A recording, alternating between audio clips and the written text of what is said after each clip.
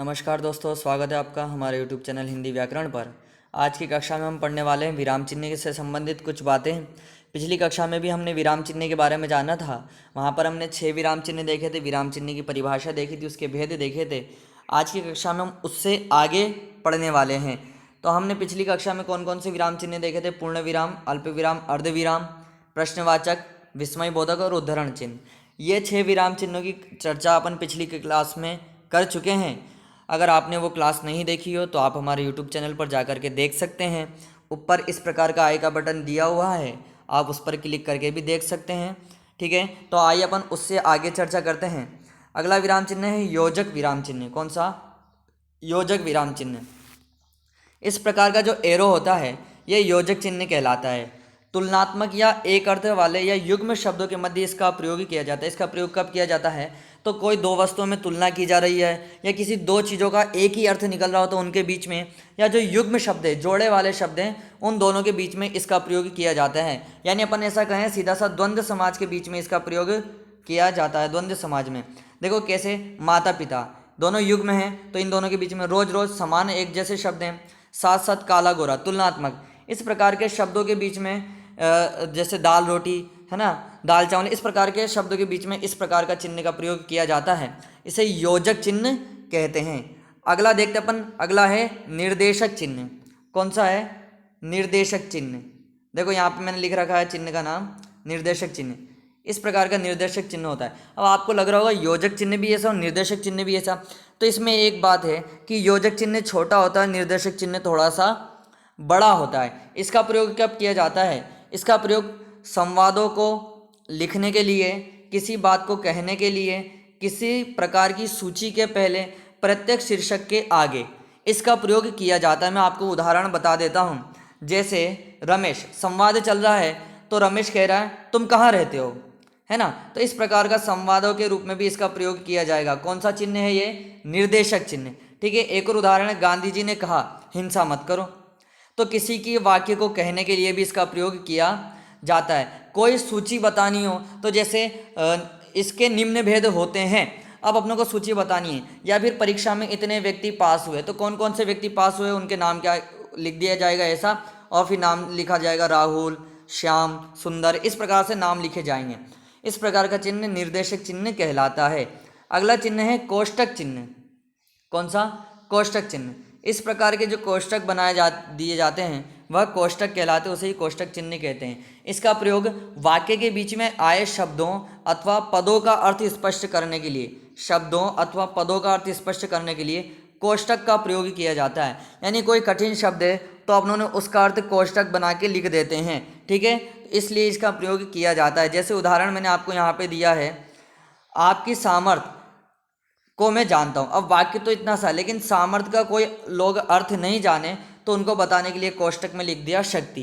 ठीक है, तो इस प्रकार के कोष्टक में लिखे वाले चिन्ह को क्या कहते हैं? हम कोष्टक चिन्ह कहते हैं। एक और वाक्य, रावण आगे बढ़कर। अब रावण आगे बढ़कर कहा है राम यदि सामर्थ्य तो सामने आओ, तो इस प्रकार को कोई विशेष बात बताने के लिए हम क्या कहेंगे? कोष्टक चिन्ह का प्रयोग करते हैं। अगला चिन्ह है लाघव चिन्ह। कौन सा? लाघव चिन्ह। इस प्रकार का जो ये जीरो टाइप का होता है ये लाघव चिन्ह कहलाता है। ध्यान रखना, ये जीरो नहीं है, इस प्रकार का होता है, लाघव चिन्ह कहलाता है। इसका प्रयोग किसी बड़े तथा प्रसिद्ध शब्दों को संक्षेप में लिखने के लिए लाघव चिन्ह का प्रयोग किया जाता है। ध्यान देना, क्या कहा मैंने? किसी, क्या कह रहा हूँ, ध्यान से देना, प्रसिद्ध शब्दों को या फिर बड़े शब्दों को संक्षेप में लिखने के लिए लाघव चिन्ह का प्रयोग किया जाता है। कैसे? मैं आपको उदाहरण बता देता हूँ। जैसे डॉक्टर लिखना अपने को, तो अपन इतना बड़ा ना लिख करके इतना सा लिख देते हैं, है ना, डॉ लिख देते हैं और उसके बाद फिर इस प्रकार का चिन्ह लगा देते हैं। तो जो ये इस प्रकार का चिन्ह लगाते हैं ना, ये लाघव चिन्ह कहलाता है। ठीक है, उसी प्रकार है पंडित शब्द है, तो पंडित भी बड़ा होता है, प्रसिद्ध भी है ये, तो ये पन लिख के इतना सा लिख के लाघव चिन्ह अपन लगा देते हैं। ठीक है, राजस्थान लिखा, राजस्थान में अपनों ने लाघव चिन्ह लगा दिया। इस प्रकार के जो प्रसिद्ध और बड़े शब्द होते हैं उनको संक्षेप में लिखने के लिए लाघव चिन्ह का प्रयोग किया जाता है। अगला है विवरण चिन्ह। कौन सा? विवरण चिन्ह। विवरण चिन्ह, इस प्रकार का जो चिन्ह होता है वो विवरण चिन्ह कहलाता है। ध्यान देना, इस प्रकार का जो यहाँ पे दिया हुआ है, इसका प्रयोग वाक्यांश के लिए कुछ सूचक निर्देश देने के लिए किया जाता है। यानी जब कोई वाक्य या उसका अंश तो उसमें कोई निर्देश देना हो तो उसके लिए इस विवरण चिन्ह का प्रयोग किया जाता है। जैसे मैं आपको उदाहरण बता दूं, उदाहरण है आम के निम्न फायदे।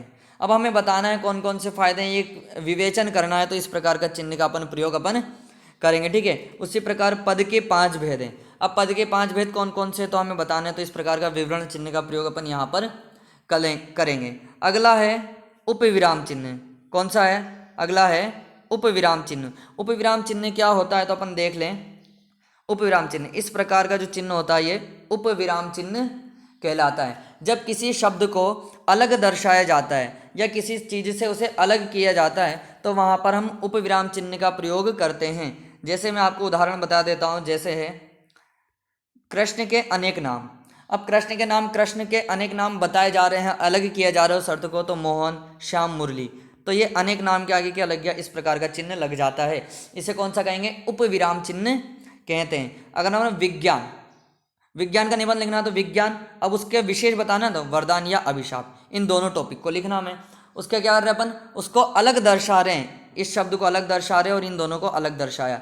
उसी पर कृष्ण के अनेक नाम, इनको अलग दर्शा रहे हैं और इन्हें अलग दर्शा रहे हैं, तो इस प्रकार का चिन्ह उपविराम चिन्ह कहलाता है। अगला है हंस पद चिन्ह। कौन सा? हंस पद चिन्ह। इसकी परिभाषा मैंने पूरी नीचे दी है, टेंशन ना लो।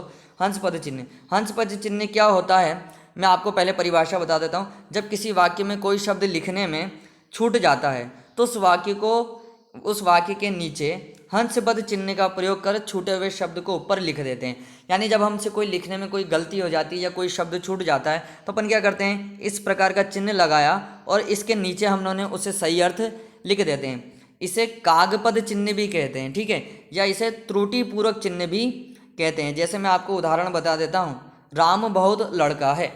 अब यहाँ पे क्या छूटा हुआ लग रहा है? हमें छूटा हुआ लग रहा है राम बहुत अच्छा।